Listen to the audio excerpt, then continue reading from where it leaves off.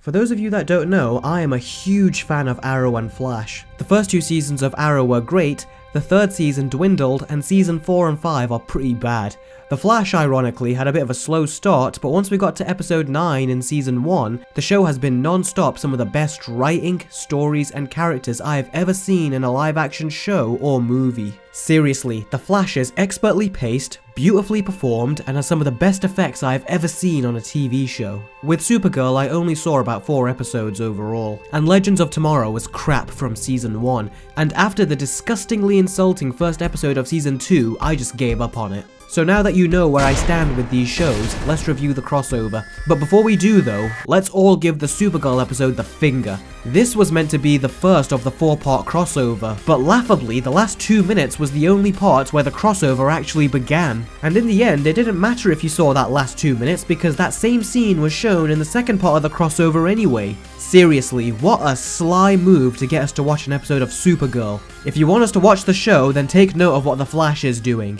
So, onto the Flash episode which started the crossover. Now this had a lot of things to cram into one episode. The story is that something that looks to be a meteor crash lands, but it turns out that it isn't a meteor, it is in fact a ship carrying a bunch of aliens called the Dominators. Barry Allen decides to put together a team of superheroes to defeat them, and this leads to one of my favourite parts of the episode. He travels to the Arrow show and then makes his way to Supergirl. Aside from the interactions and genuinely funny jokes they throw at each other, I love how this scene manages to combine the multiple different atmospheres and styles of each show into one. It really was a lot of fun, and it was one of the many things that put a smile on my face. Now the characters don't just come together to fight, but they also talk and share the problems they have been going through in their own individual seasons. My favourite being Barry having to admit to everyone that he went back and changed time and now their lives have been affected because of it. I did not expect them to drop that bomb in this episode, but they did, and the show definitely gets top marks for it. Something else we see is Oliver actually sticking up for Barry and nominating him to be the leader of the team, even though Barry's best friend Cisco out of anger nominated Oliver. The conversations these two had really were some of the highlights of the episode to me. Supergirl's introduction and interaction with the group was also hilarious, but at the same time respectable. The way she stood up for Barry was really nice to see. These 3 truly have a superhero team's chemistry.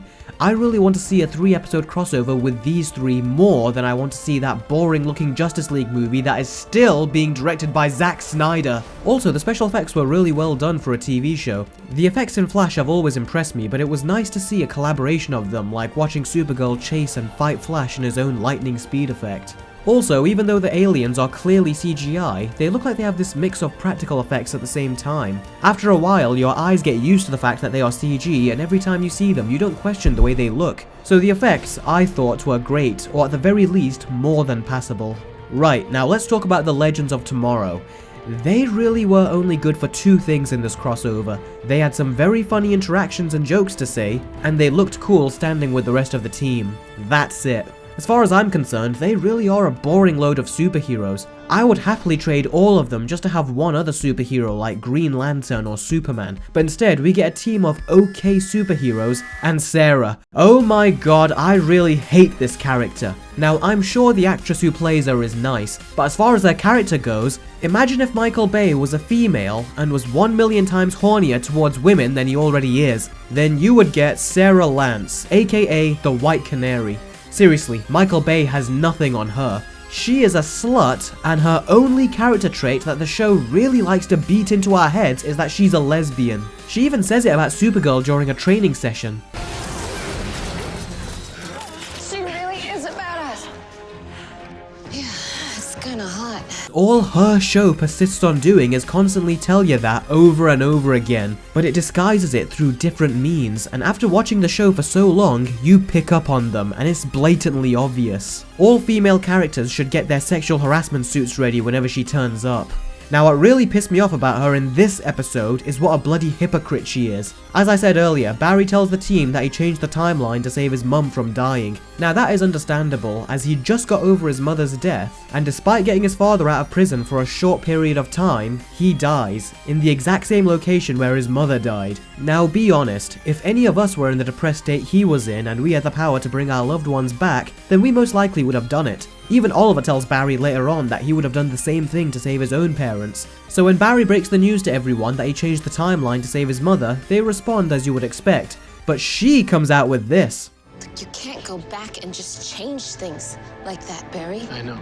You know how hard it is for me to not alter events to bring my sister back?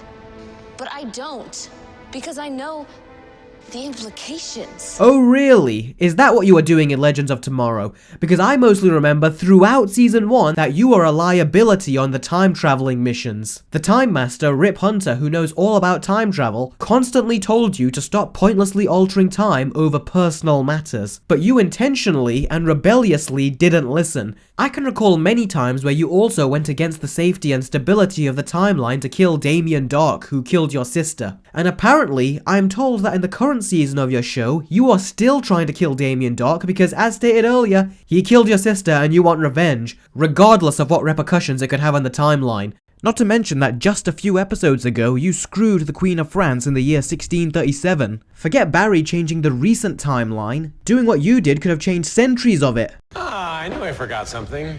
The part where Rip tells us everything that we did wrong. As in seducing the Queen of France just before she's supposed to conceive the country's greatest hope for the future? She seduced me.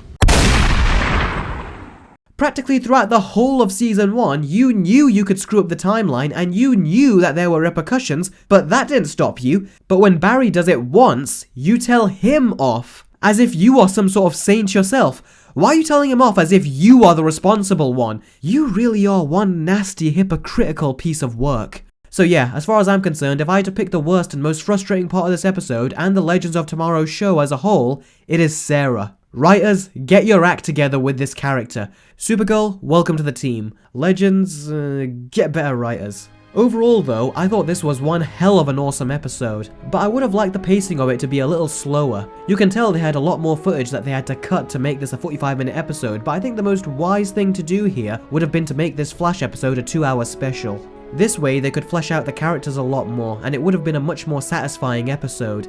For example, after the awesome Killer Frost episode last week with Caitlin, I wanted to hear more about her thoughts of almost killing her friends. It's something that's on all of our minds right now, as it could happen again. And to its credit, the episode does talk about it, but I would have liked the conversation to go on a bit longer. Also, watching Oliver and Barry talk more would have been nice as well. The same goes for Supergirl, as this is the first time she is on screen with the two of them. But as far as complaints go, that's really about it. The Flashpoint storyline that is echoing throughout this whole season still comes through in this crossover, and it's quite scary to see just how messed up things are going to become as the season goes on. I really cannot wait to see what happens in the next episode of Flash. So the first episode of the crossover gets a 9 out of 10. Moving on to part 2 of the crossover, which is Arrow's 100th episode. So this starts off with Team Arrow, and I'm not gonna lie, when I was told there was going to be a crossover, cutting straight to the newbies is not something I wanted to see. Now we did get to see Cisco from The Flash right at the beginning, and like magic, he transforms the dull structure of the scenes and injects so much energy into them. I especially loved the way he made fun of the sidekicks by joking about them being unoriginal with their movie quotes. We also got The Flash himself and Supergirl crossing over in this episode, and as always, they were so much fun to watch here. But the real downside is that they were only on screen for like 2 minutes. Also, I couldn't help but feel that there was something a little off about them. It's not a problem with the actors, but more with the way their scenes were written and directed. Supergirl in particular, during a fight of all times, did a superhero entrance and posed for way too long. Now the best way to describe this episode is with one word: waste. In the grand scheme of things, the story made sense, but considering this is meant to be part of a crossover, we should get more of a crossover. The crossover in this episode really felt like Oliver, Diggle, and Thea were collaborating with Ray and Sarah. This in no way is a crossover because these two characters originated on Arrow before they went on to be the Legends of Tomorrow. Primarily, this was a story where a few of our main characters are kidnapped and put onto these alien machines that make them share a dreamlike hallucination. Now, I like this kind of story. Some of the best versions of this is in the Batman animated series, where Bruce wakes up one day and finds out that his parents are alive, his girlfriend is Selina Kyle, she has no recollection that she's Catwoman, and Bruce watches in shock as Batman somehow still exists and is taking out crime. He eventually realizes that this is a fake world and tries to keep his head together. There was also another similar story in Justice League Unlimited where Superman has a parasite attached to him and it gives him a hallucination of a perfect life on his planet Krypton which isn't destroyed, his parents are alive, and he even has a wife and kid. This episode goes the extra mile though, as despite feeling unbelievably real, Superman tells his son that this world is a fake and that he never had a son. I was hoping that this episode of Arrow would do something similar, but unfortunately it did not. Now, as I said, I like this story, but what happened to the crossover episode? Don't get me wrong, watching Arrow attempt this story is fun, but it really shouldn't have taken up the crossover time. I would have enjoyed this more if it happened later on down the line. As is, I felt cheated with this being part of the crossover. Now, unfortunately, Sarah is also in this episode, and... You know I prefer girls. You're kidding me. 2 episodes in a row. We get it, now stop! Why do you feel the need to keep shoving this down our throats over and over again? Even Michael Bay is a lot more subtle with his sexual overtones than you. Now, to this episode's credit, it did have some genuine emotional elements for Oliver, which is something that has been lacking since Arrow Season 4, and it shows what a kick-ass actor Stephen Amell really is. But overall, as far as a continuation of a crossover episode, Arrow's attempt was very disappointing. The Flash crossover was so much fun and I would happily watch it again. This Arrow episode I have seen once and I have absolutely no desire to see it again. 5 out of 10.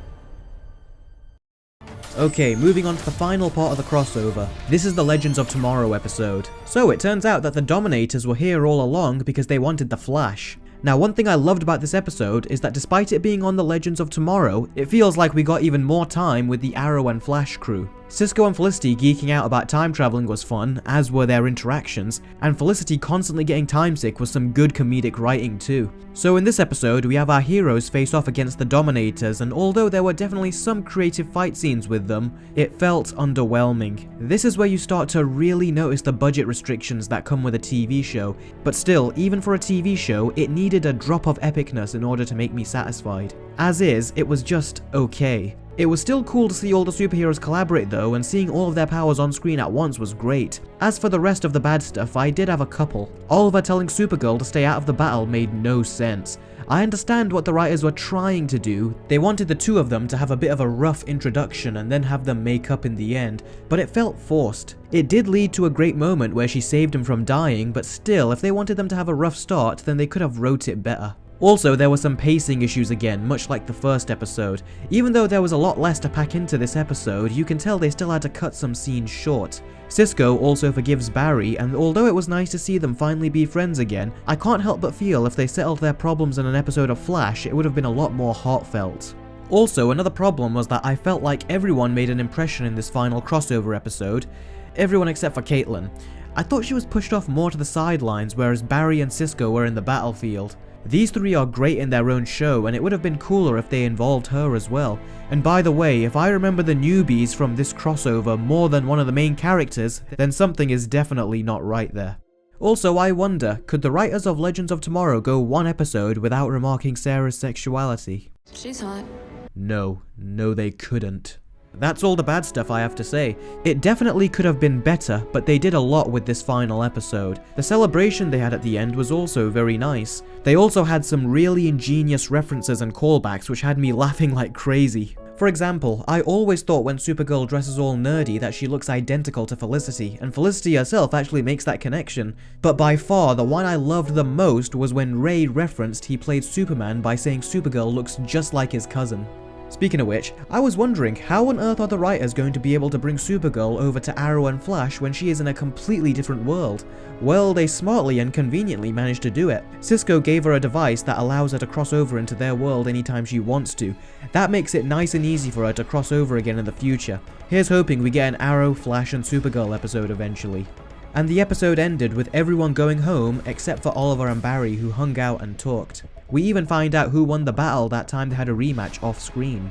It was a nice way to end the episode. So yeah, overall, this was a good episode. It just needed to be bigger, as this story did not feel as grand as it should have been. So I give the final episode of the crossover a 7 out of 10. And the crossover overall gets an 8 out of 10.